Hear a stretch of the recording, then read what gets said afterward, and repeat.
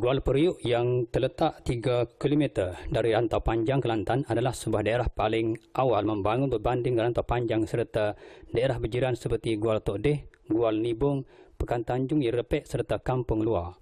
Menyingkap tentang sejarah dan asal-usul dinamakan Gual Periuk, Muhammad bin Hassan atau lebih mesra dipanggil Abang Mat merupakan seorang bekas pemandu kereta sewa sejak 10 tahun lalu dan kini mengusahakan kedai makan di Pekan Gual Periuk itu. Menurut Abang Mat, beliau sebenarnya dilahirkan di Bunuk Susu, Pasimas, Kelantan pada tahun 1943 setelah bapanya yang berketurunan Malayalam dari Kerala, India lalu berkahwin dengan ibunya yang merupakan anak jati di kampung itu sehinggalah beliau dilahirkan pada tahun berkenaan. Pada tahun 1991, beliau berpindah dan menetap di Pekan Gual Periuk itu sehingga sekarang. Sebab itulah apabila ditanya tentang sejak bilakah Gual Periuk mendapat nama, beliau tidak dapat menjelaskannya kerana apa yang diketahuinya, nama Gual Periuk telah pun wujud. Namun katanya, daripada cerita yang pernah didengarinya bahawa Gual Periuk adalah sebuah kawasan atau tanah yang tinggi berbanding tempat lain, manakala di sekeliling Gual Periuk itu pula adalah kawasan lembah semata-mata. Menurutnya, perkataan gual itu merujuk kepada dataran atau kawasan tanah yang tinggi, manakala periuk itu pula merujuk kepada bentuknya seperti periuk, iaitu satu bekas atau perkakasan yang digunakan oleh masyarakat Melayu untuk memasak nasi.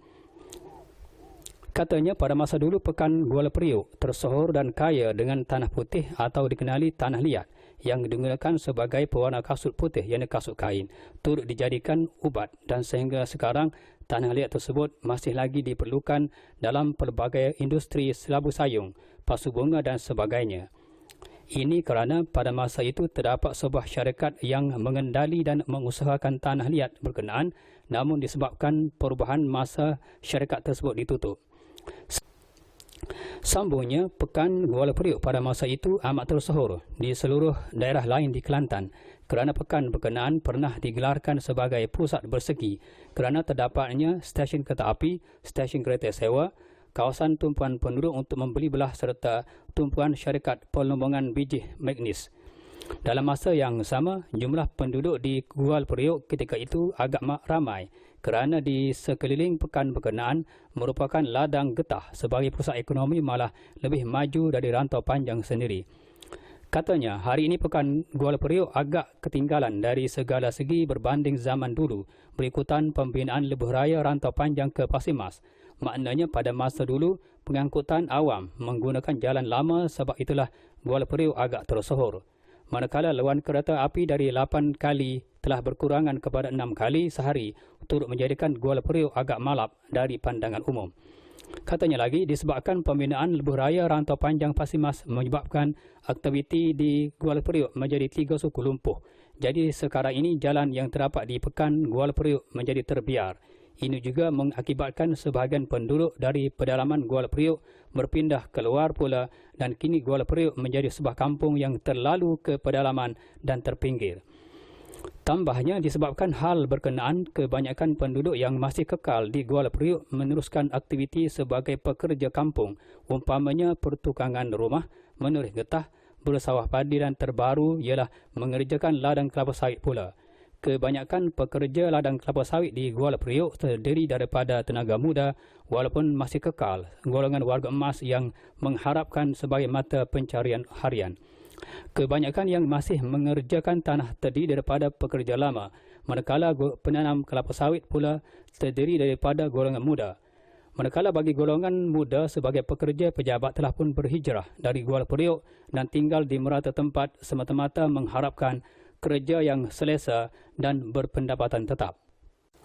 Anggaran penduduk di Gual Periuk sekarang berjumlah 3,000 orang. Kerana dari pengalaman beliau, sejak belakangan ini banyak rumah dibangunkan untuk menunjukkan Gual Periuk masih lagi bernafas walaupun secara perlahan. Berbanding tahun-tahun 1970-an dulu, tidaklah seramai hari ini. Namun pada tahun 1970 dulu, terdapat 10 keluarga Cina menetap di Gual Periuk tetapi hari ini hanya sebuah keluarga mereka yang masih kekal. Ini menunjukkan Kuala Periuk terdihuni 100% orang-orang Melayu. Dari segi pendapatan sebagai tukang rumah di Kuala Periuk dalam anggaran RM50 hingga RM60, manakala kuli biasa kira-kira RM30 hingga RM40 sahaja. Sementara kebanyakan penerima getah dan pemilik ladang kelapa sawit di Kuala Periuk mengerjakan ladang mereka sendiri dengan mengambil tenaga muda sebagai pekerja dengan upah 18 sen setandan kelapa sawit. Katanya, sementara pendapatan sebagai penerima getah bergantung kepada harga getah di pasaran. Jika harga di pasaran tinggi, pembeli akan membeli dengan harga tinggi. Pada satu masa itu, keluasan ladang getah 3 ekar dalam seminggu penoreh memperolehi pendapatan RM2,000 dengan harga getah di antara RM8 hingga RM9. Tetapi sekarang harga getah turun kepada RM6. Katanya, pekan Kuala Periuk agak luas dan apabila ditanya tentang khazanah bumi di Kuala Periuk berhubung dengan perlombongan biji, beliau menjelaskan memang pada asalnya Kuala Periuk kaya dengan biji magnis yang pernah dilombong di Sungai Tasik Garu berdekatan dengan lebuh raya rantau panjang Pasir Mas serta di Bukit Tandak. Walaupun gelombong berkenaan telah lama ditutup, namun beliau mendapat khabar lombong berkenaan akan dibuka semula. Lombong magnis pada masa dulu diusaha dan dikendalikan oleh sebuah syarikat Jepun, kemudian ditutup oleh syarikat Indonesia ketika berlakunya konfrontasi Malaysia-Indonesia. Namun apabila ditanya tentang perbezaan di antara keselesaan dulu dengan sekarang, beliau menjelaskan kemudahan dan keselesaan sekarang lebih baik daripada tahun-tahun sebelumnya. Pada masa dulu, kebanyakan penduduk di daerah berkenaan hanya mengharapkan pengangkutan awam seperti bas dan kereta api. Tetapi sekarang kebanyakan penduduk telah memiliki kenderaan sendiri untuk menyenangkan segala urusan.